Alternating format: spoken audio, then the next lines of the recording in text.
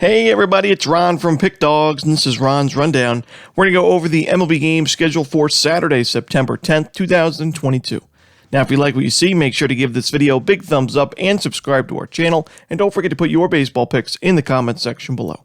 If you're looking for my best bets, you can find those at the Premium Picks tab at Pickdawgz.com. Of course, I'm always running my $15 MLB best bet, so check it out at Pick Dawgz Premium.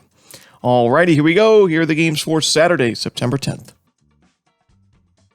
First up, we see an AL East matchup between the Tampa Bay Rays and the New York Yankees. Corey Kluber and Jameson Taillon are the projected starters. I think we have a pretty good pitching matchup on our hands. When you look at Corey Kluber this season against his former team in the Yankees, he's been pitching pretty well, including his really good start in his last outing against these Yankees. And overall this season, in 25 innings of work, he's got a 1.08 ERA against the Yanks, 20 strikeouts, no home runs allowed, no walks allowed either, and a 149 opponent's batting average. So very sharp numbers for Kluber. On the other side, Jameson Taillon pitching pretty well at Yankee Stadium overall this season. And in this year, he's 12-4 with a 3.95 ERA overall, 6-2 with a 3.72 ERA at home.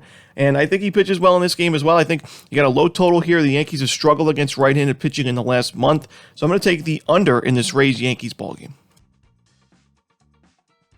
Next up, we see the San Francisco Giants taking on the Chicago Cubs. Logan Webb and Marcus Stroman are the projected starters. Marcus Stroman continues to struggle at Wrigley Field and excel on the road, but unfortunately for him, he's pitching at Wrigley in this game. Right now, he's got an ERA just under 7 at 6.92 with an 0-4 record and about 40 innings of work at Wrigley. And on the other side, Logan Webb has been in pretty good form lately. His ERA now back under 3 at 2.89 this season. On the road, not as good a numbers and when you compare it to his Oracle Park numbers, but still a decent 3.11 road ERA through 81 innings pitched. And as of late, he's starting to miss some more bats as well. As last start against the Dodgers, 6 innings, he gave up only 2 earned runs with 6 strikeouts. You'll certainly take that against the best lineup in baseball. The previous start against the Padres, pretty solid lineup there. 5 2/3 innings, no earned runs, 7 strikeouts. So missing some bats, limiting earned runs, limiting base hits and homers as well. So give me the San Francisco Giants at a pretty good price, fading Stroman at Wrigley.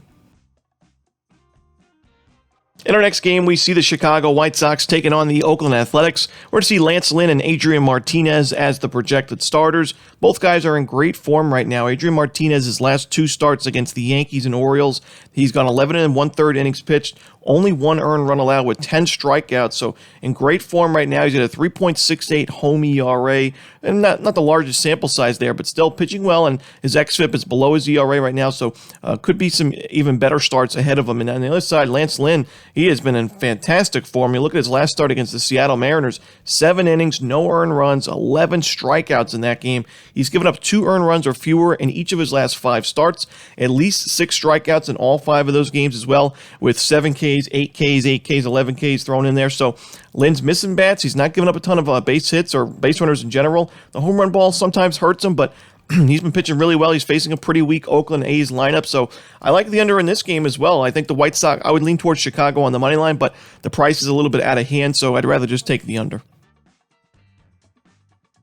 In our next game, we see the Boston Red Sox taking on the Baltimore Orioles, a 5:05 Eastern start time. No official starter for the Orioles right now, so we don't have an official lineup for this game, but we should see Michael Wacha going for Boston, and it's been a really surprising and successful season for Wacha on the mound, despite being injured in the middle of the year. Overall this season, he's got a 10-1 record with a 2.58 ERA. Not a starting pitcher that I thought would have a lot of success going into the season, especially pitching at Fenway Park for a majority of your innings, but he's got a 1.79 home ERA. His ERA on the road not too bad either at 3.23. He's 5-0 in his road starts and about 55 innings pitched, a 230 opponent's batting average away from home, only 5 home runs allowed, which is important for a guy like Wacha who's had some issues with the home run ball in his career, but really good season for him right now. I actually think the Red Sox numbers offensively are better against righties than the Orioles in the last 30 days. Red Sox number 5 in team OPS with a 768 team OPS. Now the isolated power numbers go in the favor of the Orioles, but I do trust Wacha just a little bit more than if the Orioles decided to go with a bullpen game. I'm seeing Jordan Lyles listed on a few spots, and I don't really trust him on the mound. So I'm going to take the Boston Red Sox here. We're probably going to get a really good price with them since they're on the road. Give me the Red Sox on the money line. Next up, we see the Washington Nationals taking on the Philadelphia Phillies. We're going to see Ranger Suarez and Eric Fetty on the mound for this game. Ranger Suarez a 3.52 ERA overall this season, but an ERA at 4.61 at Citizens Bank Park. That is a bit concerning, but when you're facing a Nationals lineup that just hasn't done much against lefties in the last month, they're 23rd in isolated power, 22nd in team OPS, and they have the top 10. They're in the top 10 for the highest strikeout rates at about 25% as a team. I do think Suarez will have a strong outing here despite pitching at Citizens Bank. And on the other side, Eric Fetty, not a starter that I'm looking to back, even though he's coming off a good start against the Mets. He went 6 innings, he only gave up 1 earned run, but he only had 2 strikeouts in that game. His control issues have been there this season. He doesn't really miss a lot of bats, and he's given up a good amount of home runs this year, already 15 allowed in about 106 innings pitched. The Philadelphia Phillies lineup is definitely better against lefties than righties, but in the last month, they're still in the top 15 in team OPS against right-handed pitching. I think they'll do enough here against Fetty to get the win and the run line cover. Not my favorite game on the board, but I'm going to take the Philadelphia Phillies and lay the 1.5 runs. Next up, we head to Lone Depot Park as the New York Mets take on the Miami Marlins. We're going to see Pablo Lopez going for the Marlins. No official starter for the Mets right now, so there is no official lineup for this game quite yet. But when you look at the last start that Lopez had against these Mets, it was back on July 31st in Miami. He went 2 2/3 innings, giving up 12 base hits, 6 earned runs, and it was one of the worst starts of his career. And the Mets overall this season hitting righties well. They're hitting Lopez well, as Lopez's ERA against the Mets this season is at 9 right now. So I just can't trust Lopez in this game, even though he has been pitching better recently in his last couple starts, but still giving up the home run ball, at least 1 homer in 5 of his last 6 starts. So I want to take the New York Mets here. They've been hitting right-handed pitching well, and even though we don't have an official starter listed for New York, it really hasn't mattered who the Marlins have faced offensively, whether it's a lefty or a righty or a struggling starter. The Marlins offense has struggled no matter what. A few times in that Phillies series, we saw some promise from them, especially on Thursday, but I still can't trust them overall. I'm going to take the New York Mets here and take them on the money line on the road.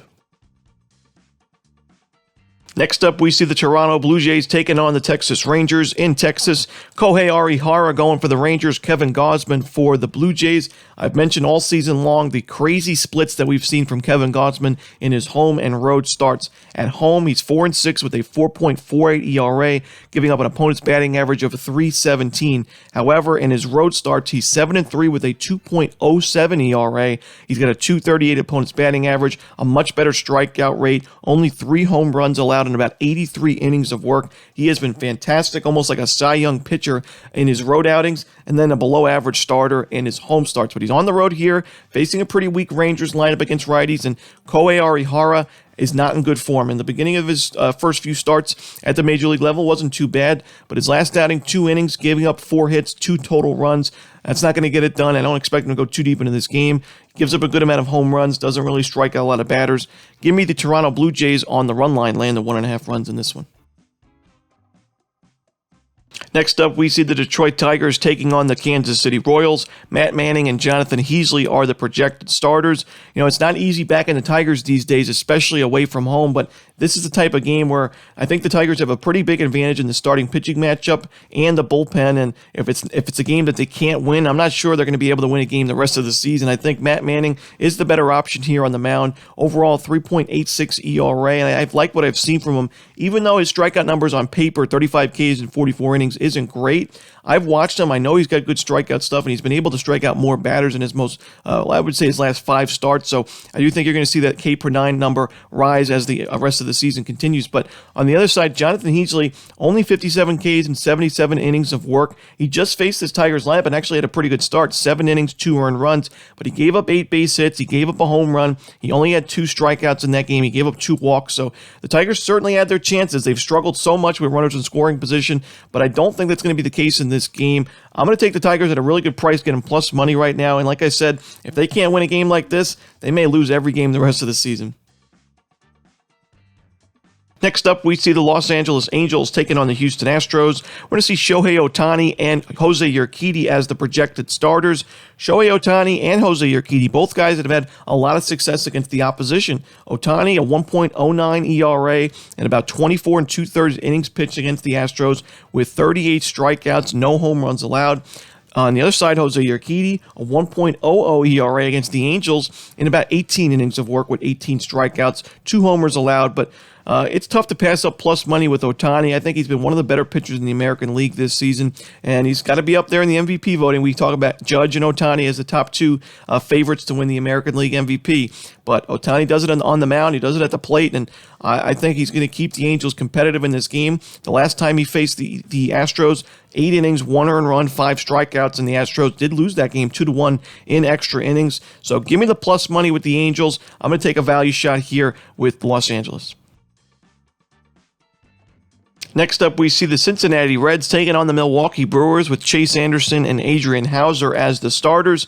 Chase Anderson in 5 innings so far this year, giving up 7 earned runs, 6 walks, 2 homers, an ERA at 12.6. Now, he's got 6 strikeouts, but the Brewers' very powerful lineup against righties this season. In the last 30 days, that's definitely the case, as they're in the top 5 in isolated power. So I think the Brewers will be able to get to Anderson. He doesn't go really deep in games, so we're going to see a lot of the Reds' bullpen in this game. Don't really love that. On the other side, we got the Brewers going with Adrian Hauser, who is another starting pitcher that I don't really want to back. An ERA of 4.83. Now, he's had better numbers at home this season, but the Reds' numbers against righties offensively haven't been too shabby. Top 15 in team OPS, actually top 10 in team OPS against righties in the last month. Top 15 in isolated power. They don't strike out a ton, so I think it's going to be a higher scoring game. Give me the over in this Reds-Brewers matchup. Next up, we see the Cleveland Guardians taking on the Minnesota Twins. Chris Archer and Tristan McKenzie are your starters. Now, even though McKenzie has struggled against the Twins this year, I think he's in better form right now when compared to Chris Archer. Archer, a 4.47 ERA. He does put a lot of runners on base, and as of late, he's given up some home runs as well, which is concerning. And he also doesn't strike out a lot of guys. The Guardians don't strike out much as a team, especially against righties. They have the lowest K rate against righties in the last month, so this is not really the best start or the best outlook for Archer on paper, and I think that he's going to struggle in this game against a good Guardians lineup against righties this season. On the other side, Minnesota's offense has been good against right-handers themselves, and like I said, they've had success against McKenzie, but I do like the fact that the Guardians have one of the better bullpens in baseball, so even if this is a close game late, we've seen the Twins bullpen really blow a lot of games this season. I would trust Clase and Karinchak at the back end of that Guardians bullpen more so than whoever the Twins decide to go with in the later innings. I'm going to take the Cleveland Guardians here. Not my favorite game on the board, but I'm going to take Cleveland on the money line. Next up, we see the St. Louis Cardinals taking on the Pittsburgh Pirates with Jack Flaherty and JT Brubaker as the projected starters. Now, if this was a matchup 2 weeks ago, I may lean towards the dog in the Pittsburgh Pirates because Jack Flaherty wasn't really showing us much at this point of the year, but in his last start against the Nationals, we saw the Flaherty that we've seen in years past. 5 innings, only 1 earned run with 6 strikeouts, no home runs allowed, and only 1 walk allowed. So his control was there. He was missing some bats. He only gave up that 1 earned run. Now, his offense didn't do anything to back him up in that game as the Nationals won 6-0 in the end. But Flaherty was very impressive in that game. JT Brubaker, although I don't think he's as bad as his ERA suggests, his ERA at home is at 4.92. He still gives up a ton of base hits, and the Cardinals' numbers against righties have been very good in the last month. So I'm going to take the St. Louis Cardinals here and lay the 1.5 runs. I think they have the starting pitching edge. I think they have the bullpen edge, and I think their lineup is far, far better, especially when you look at the fact that the Pirates have the second highest strikeout rate against those right-handers in the last month, 26.9%. Give me the St. Louis Cardinals here, laying the 1.5 runs. Next up, we see the Arizona Diamondbacks taking on the Colorado Rockies. Madison Bumgarner and Jose Urena are your starters. The Rockies have been good against left-handed pitching really this entire season at Coors, but in the last month especially, they're number 6 in team OPS with an 8.11 team OPS, number 7 in isolated power against lefties, and Bumgarner struggled for the most part this year, a 4.83 ERA, so I don't really trust him in this game at Coors. On the other side, Jose Urena, there's no way I can back him as he's got a 6.13 ERA overall, a 7.36 ERA at Coors. He faced these Diamondbacks at Coors back on August 13th. He went 6 innings, but he gave up 4 earned runs, 7 base hits, and 3 homers in that game. The Diamondbacks' numbers against righties have also been pretty good, and you look at their isolated power numbers, ranked 6th in the league in the last month. Team OPS inside the top 5. They don't strike out much as a lineup. They do get on base via the walk quite a bit. Their 3rd highest walk rate against those righties. So both of these teams have pretty good matchups against the starting pitchers. I don't like either of these bullpens, so give me the over in this Coors Field game. Next up, we see the Los Angeles Dodgers taking on the San Diego Padres. Two lefties on the mound here, Julio Urias and Blake Snell. And I do think that the dog here at home has a fighting chance. I'm going to take the San Diego Padres plus the 1.5 runs. Blake Snell has been a lot better in the second half of the year than he was at the beginning of the season. We mentioned in the beginning of the year when he was struggling, we're not going to really get value betting on him right now. But as he sharpens up and as he starts to find the zone, he's going to be one of the tougher pitchers to face, and that's been the case in his last two starts, going 12 innings with 18 strikeouts, only one earned run allowed. Now, he's facing a much tougher lineup here in the Dodgers, that's for sure, but Snell's already faced the Dodgers once this season. It was in Dodger Stadium. He went 5 innings, only gave up one earned run, and had 12 strikeouts, so I think Snell has a decent outing here. On the other side, the Padres' numbers about 2 months ago were not great against lefties, but in the last 30 days, the Padres' numbers have improved quite a bit. They're number 11 in team OPS, and they're inside the top 15 in isolated power. Their strikeout numbers, one of the lowest strikeout rates, actually the fourth lowest as a team, 17.7% against lefties in the last 30 days. So I like the Padres' offense here. I like Blake Snell. I'm going to take the San Diego Padres plus the 1.5 runs. In our final game of the night, we see the Atlanta Braves taking on the Seattle Mariners. Max Fried and George Kirby are your projected starters. Really good pitching matchup we see here to end the night. And George Kirby overall, his last start against the Guardians, he didn't get to go too deep into the game because it was a rain delay after 3 innings of work, and it was a 4-hour rain delay, so there was no way that Kirby was getting back on the mound. He finished his line 3 innings, 1 earned run, 2 strikeouts, so obviously we don't know what that start would have turned into, but overall Kirby's been very sharp for the Mariners, and the Mariners have won 4 of the last 5 games that he has started in. He's missing a good amount of bats. The big thing for me is his home run rate, his fly ball rate, way down. He's not giving up many home runs at all. Actually, hasn't given up a single home run since June 27th. So very impressive stuff for a guy that was giving up a ton of homers. In that June 27th start, he gave up 4 home runs to the Orioles. He hasn't given up a single homer since. Very impressive, and that's good when you're facing a Braves lineup that has kind of been home run or bust. I won't say home run or bust, but one of the more powerful teams in the league. That's good stuff when you see from Kirby keeping the ball on the ground.